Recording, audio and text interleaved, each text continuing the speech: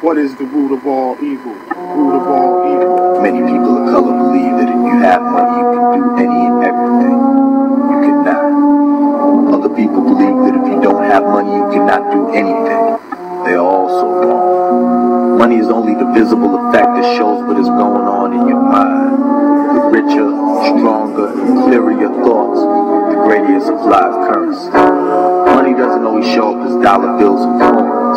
People use resources you can draw from, thoughts and attitudes. These are also valuable. What you yield in your physical life is a result of how you think. You are your own money. Money is my own natural energy field. Your thoughts, words, feelings, and actions determine your own wealth. The quickest way to make money appear is to love yourself, respect yourself, and put yourself to work. I am money. Money is me. I read a book that said that money is power, which is corruption. Destruction is its one and only function. But where we live is in, you gotta die to be king. So we supply to the fiends, cause see the ends justify the means. Politics is war without guns. War is politics with guns. You know what I mean? You better get one. The cash make us equal. Babylon can't fool the people. It's hidden in the symbol of at the end of the world, boy, with no sight and no Sharecropping, crying aloud, sparing not. Congressman Lacy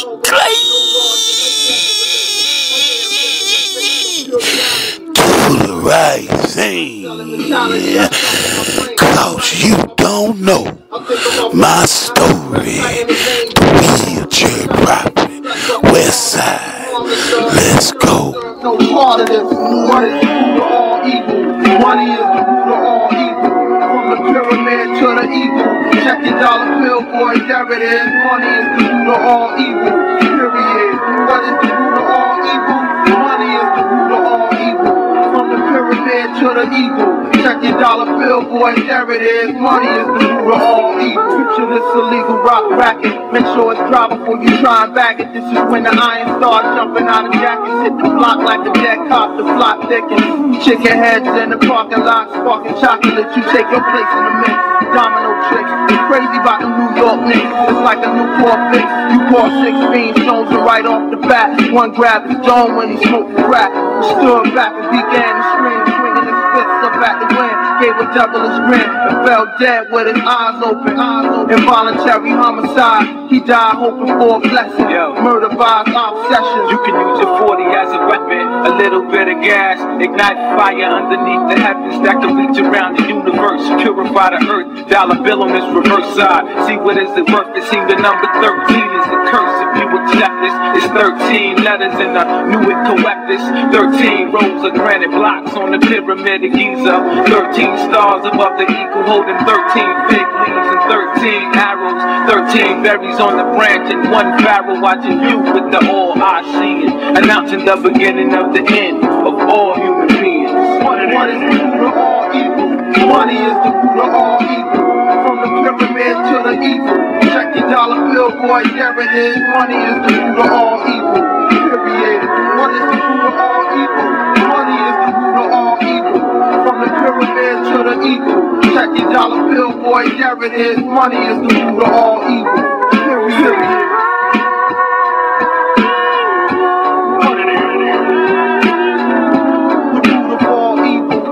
Dollar bill on the reverse side. See what is it worth?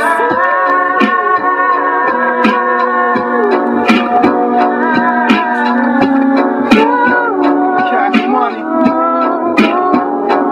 What it is? Yeah. What it is?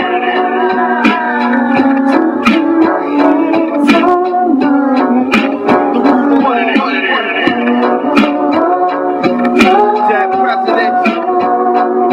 Army.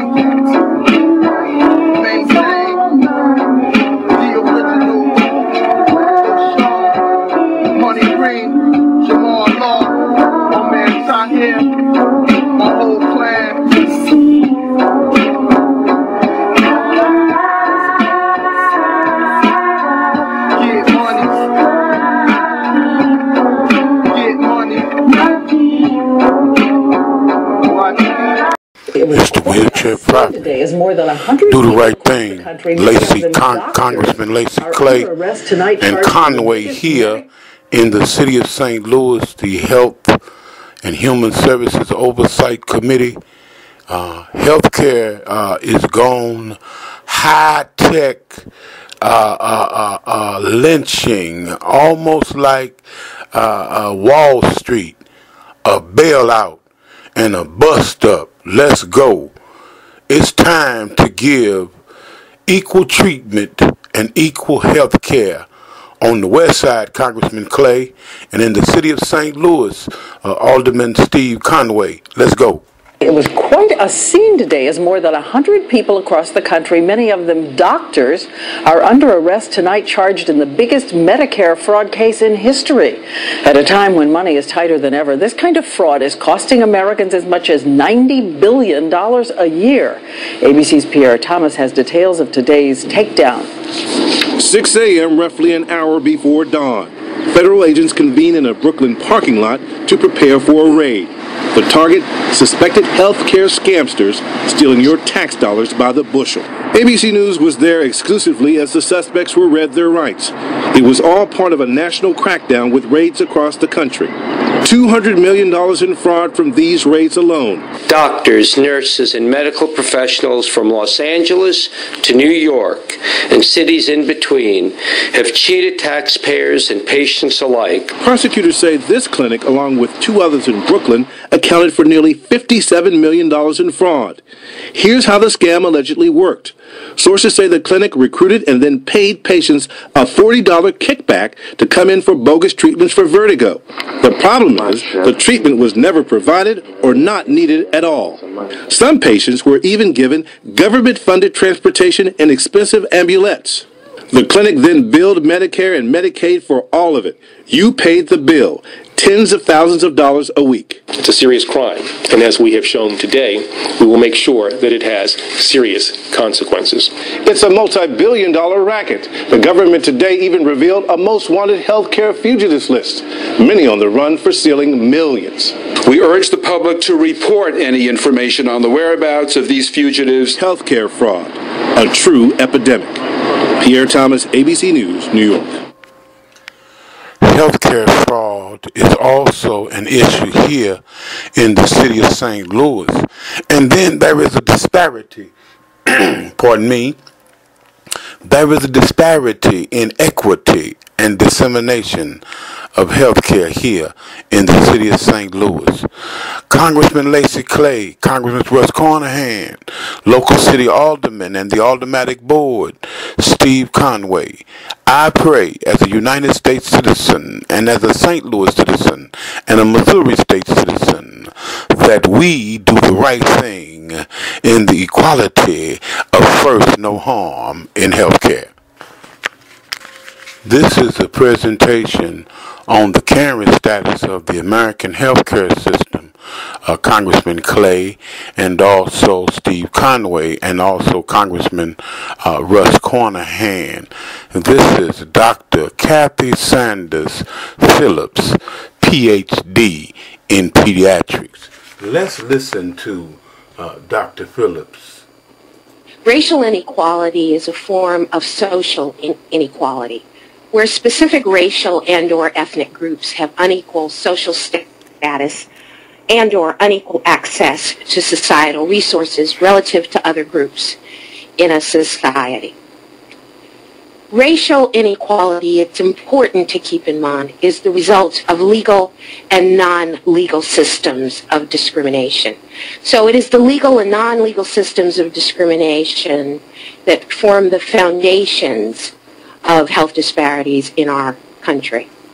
Legal and non-legal systems of discrimination result and impact health disparities because they form the foundations for dominant and secondary social groups in a society. In turn, these dominant and secondary social groups differ in the levels of power that they have in the society, including political, legal, economic, social, and personal power. Secondly, dominant and secondary social groups differ in access to goods and services in the society, such as medical care and services.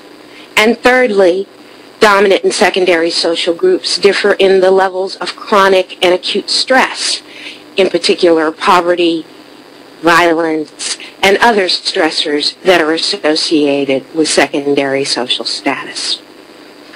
So, existing research strongly suggests that racial inequality may include experiences of racial discrimination, and that these experiences of racial discrimination occur at the personal or individual level as well as at the institutional, for example, legal levels of the society. As Professor Randall mentioned in the statistics that she presented on health disparities in the United States, it is generally racial discrimination at the institutional level that is the primary cause of disparities in health among racial and ethnic groups in the United States, especially beyond bounds.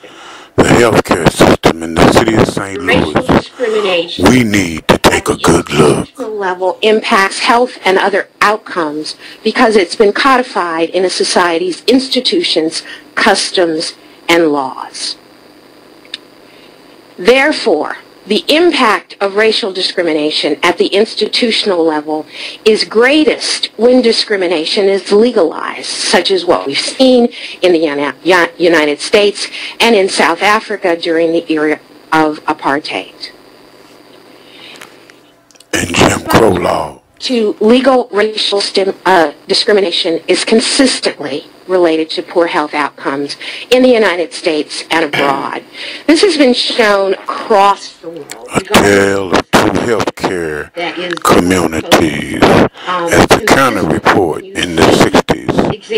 A tale of two cities, two countries, two people that's alleged to be one. Exposure to legal racial discrimination is consistently related to poor health outcome in the United States and abroad. Disparities, where he found in many countries that it was the interface between the lack of legal rights on the part of the oppressed women in this particular example that were associated with their higher risk of exposure to HIV.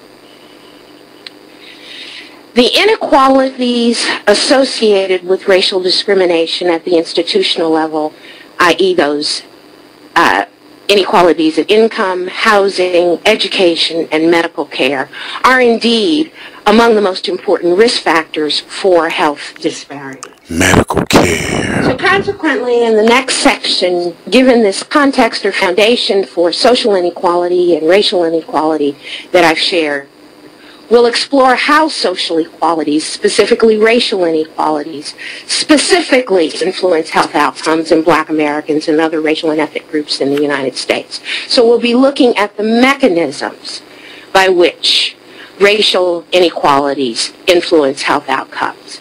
So at this point, we'll take a short break. I will answer questions, and we'll move on.